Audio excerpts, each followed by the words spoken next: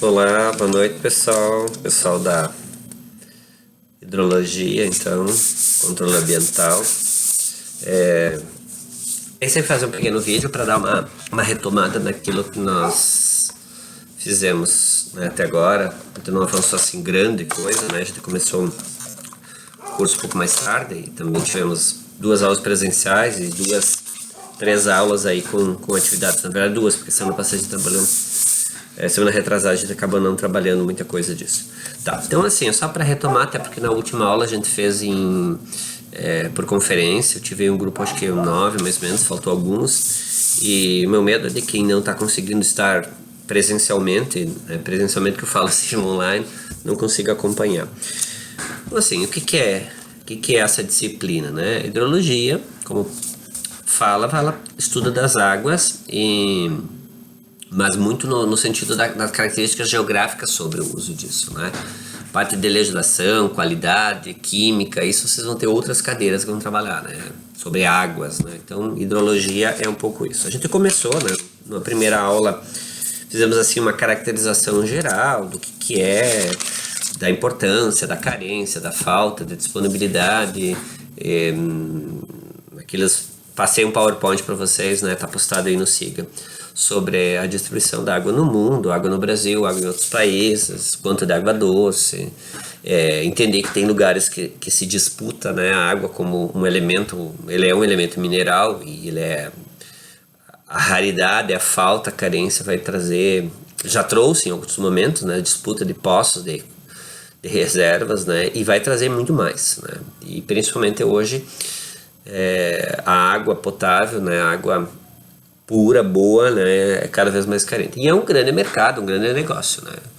Nos últimos anos, tornou-se assim uma mercadoria cara, né. Eu às vezes fico assim, brinco no sentido que paga mais caro o litro de água hoje do que o litro de gasolina, por exemplo, né. Se tu pensar e dependendo onde é que tu for comprar uma garrafinha de 500 ml, né, que é meio litro, custa R$2, R$3 vezes 2, isso passa de 5, né, que a gasolina tá um pouco menos do que isso agora, deu uma baixada nesses últimos dias, né? Bom, então aquela primeira PowerPoint foi muito nisso. Bom, depois uma segunda aula, né? A gente foi, acho que na primeira semana que a gente não teve mais presencial, eu me encaminhei então para vocês terminar aquele PowerPoint, mas passei um texto sobre a hidrografia, né? Um texto que mostra um pouquinho da realidade das bacias hidrográficas e as regiões hidrográficas do Brasil, e 2 questões, né? Primeiro, para vocês definirem alguns elementos das bacias hidrográficas, né? Interflúvio, talveg, o divisor d'água, né? A vertente, que é a parte declivosa, né? Então, algumas coisas vocês ir se adiantando para a aula passada. E sobre as regiões hídricas, né? Regiões hidrográficas do Brasil, vocês tinham assim perguntas para vocês ir lendo e buscando, né? Uma atividade para vocês fazer a leitura naquele texto também, tá postado no Siga, foi no e-mail, foi no WhatsApp, vocês têm acesso facilmente aí. E a semana passada, que daí agora eu queria retomar um pouco mais em relação a isso, porque teve um grupão que não conseguiu estar presente, né?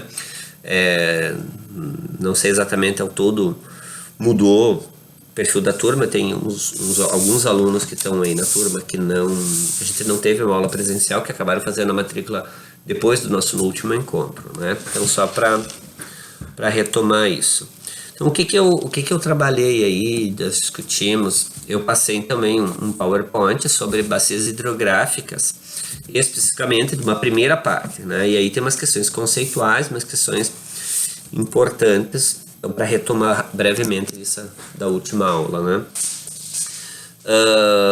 Então, bacia hidrográfica é uma unidade física que tem o relevo como indicador, né, dessa definição de área, né? Porque justamente em função da topografia de uma área que vai ter o escoamento superficial. Não que uma bacia hídrica seja única e exclusivamente escoamento superficial. Tu também tem as águas de subsuperfícies, ou águas subterrâneas, e tem todo um percurso subterrâneo que eventualmente elas vão fornecer aí também água para uma bacia, né? O que a gente conhece como as fontes d'água, ou popularmente as vertentes. Embora eu chame a atenção de que vertente na geografia tem outro conceito. Vertente é a área declivosa. Onde a água verte, ela é um vertedouro ou uma fonte, né? Seguindo, então, a gente viu aí que nós temos vários conceitos, algum deles você já tinha naquela pesquisa anterior, né? Então, o divisor d'água a gente chama de interflúvio, porque fica entre um curso hídrico e outro, um flúvio, né? O que é um flúvio? É um rio, né? A água fluvial é a água do rio. Nós temos o rio principal, nós temos os afluentes, nós temos a Talweg, que é o canal do rio, geralmente é a área mais baixa do rio, da bacia hidrográfica, né? Então esse é onde percola a água, né?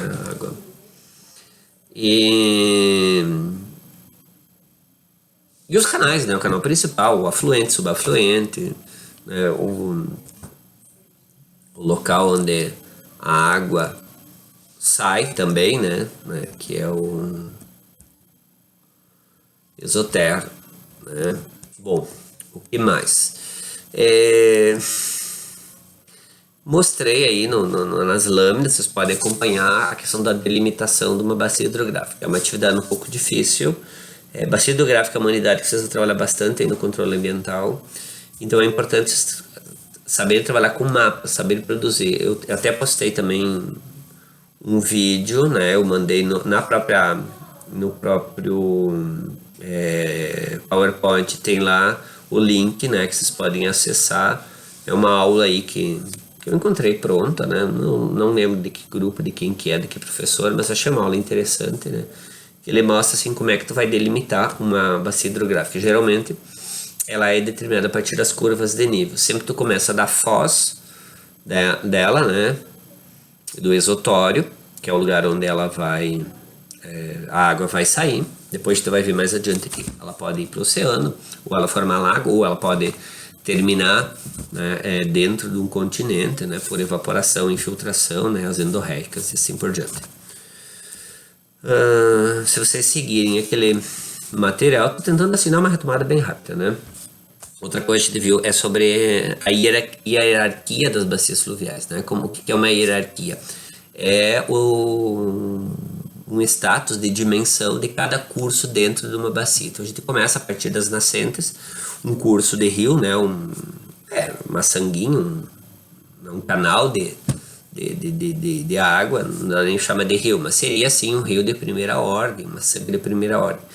Até ela não encontrar um outro afluente, né, para ter uma confluência, às vezes pode ser alguns metros abaixo, às vezes pode ser quilômetros abaixo até ela encontrar outra. À medida que ela encontra outra nascente, outro córrego que é de uma outra nascente, se esse outro é de primeira ordem, dois de primeira ordem pula para a ordem seguinte, para a ordem segunda, né? Se for um canal maior, de terceira, de quarta, de quinta ordem, mas daí tu tem que analisar o que é o outro canal que tu está recebendo. Aí ele vai assumir o número da ordem do canal que ele está recebendo. No mapinha que está junto aí na apresentação, acho que fica bem fácil de entender, né? Mas essas coisas aí, a semana que vem, quando a gente estiver ao vivo, todo mundo, quem tiver dúvida, vai anotando no caderno, ou me perguntem, né, num outro momento, mas podemos reiniciar a aula a partir dessas dúvidas, né?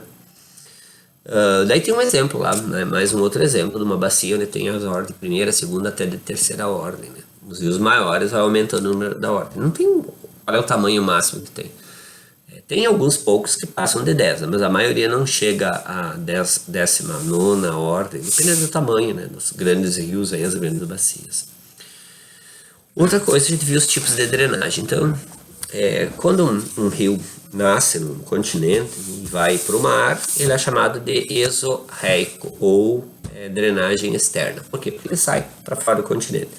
Quando ele termina dentro de um lago, de uma lagoa, dentro do continente, dentro de uma ilha, ele é chamado de endorreico, né? Também tem essas explicações. Ainda nós temos a drenagem arreica, aqueles rios que vão evaporar, que eles somem. Eles não chegam, né, a formar um lago ou o oceano. Isso é típico de climas secos, né, lugares bastante arenosos e tal.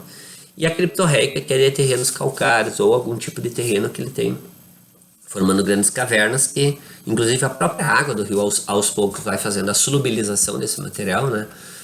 O cálcio, né, que forma pedras calcárias, é muito comum. Aqui no Rio Grande do Sul a gente não tem isso, então eu não posso dar como exemplo, mas nós temos na região do Mato Grosso, na Bahia, esse tipo de rios, né, que são terrenos calcários. Quanto ao volume de água, a gente pode ter 3 tipos de rios. Os rios perenes, que é típico do Brasil, especialmente na nossa região, que são aqueles rios que têm água o ano inteiro, por isso perene, água que não termina. Rios temporários ou intermitentes, são aqueles que só vão correr em períodos de chuvas, né, em período de estiagem seco, característica dos rios do semiárido do nordestino brasileiro e de outras regiões desérticas. E os efêmeros, que são tipicamente durante a pancada ou logo após a pancada de chuva, né? Por exemplo, assim, no meio de uma lavoura ou na beira da estrada, né? Comum ter aquela valeta da água correndo lá. Ele é, por isso, efêmero, ele é característica daquele momento específico. Parou a chuva, parou aquilo que alimentou ele deixa de existir. Alguns autores não chegam nem a chamar de rios isso, mas na literatura aparece, sim, como rios efêmeros. Outra coisa que a gente viu rapidinho são os regimes fluviais, né? O que é isso? Qual é a origem da água que está ali dentro do rio? Então, se ela é da chuva, ele é pluvial, se ele é de derretimento de neve, é nival, se é derretimento de geleiras, é glacial, ou ele é misto quando tem combinação disso. O próprio rio Amazonas, ele é misto, porque a nascente dele fica na Cordilheira dos Andes, lá no Peru, então ele tem contribuição disso. E também das águas da chuva, então ele tem de vários elementos. Os canais hídricos, isso é uma questão importante para vocês analisar. Os tipos de canais hídricos. O que é um canal hídrico? É o canal do rio, é o vale onde ele corre, o rio, a sanga. Se ele é retilíneo, ele vai ter uma velocidade maior, claro, depende da declividade, mas é uma tendência, né, também. Então isso vai ter um desgaste maior, vai ter uma perda hídrica da bacia maior, por exemplo, se é um rio sinuoso, que é o próximo, né, o meandro, né, rio meandrante. O que é um meandro? É uma curva, né? Então os rios de meandro são geralmente rios de planície, porque a água vai ter menos velocidade, então ela vai ficar assim, fazendo voltas, procurando o melhor curso. Ao longo do tempo, a gente pode ter meandros secos, né? O que é isso? É quando o rio faz uma curva e com o tempo ele vai abandonar aquilo lá, ele vai fazer um outro traçado.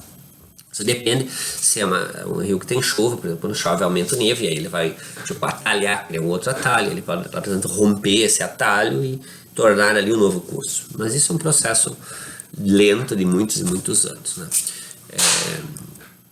Ainda nós temos então os rios entrelaçados, né, que formam grandes ilhas ao longo do curso, também característica de rio de planície, mas rios que carregam muito sedimento, geralmente rios grandes, né?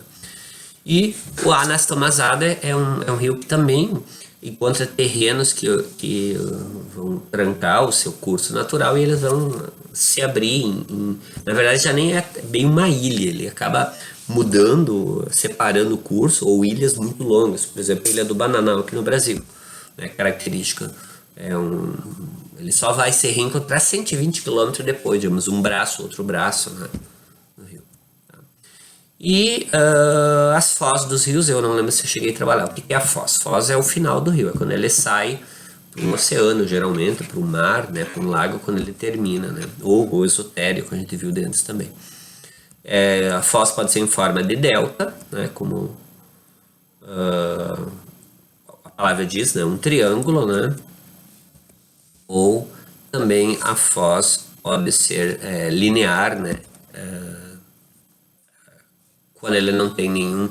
Geralmente as deltas são características de rios de grandes volumes d'água e de muito sedimento, então vai acumulando aquele sedimento na foz e ele também vai meio trancando.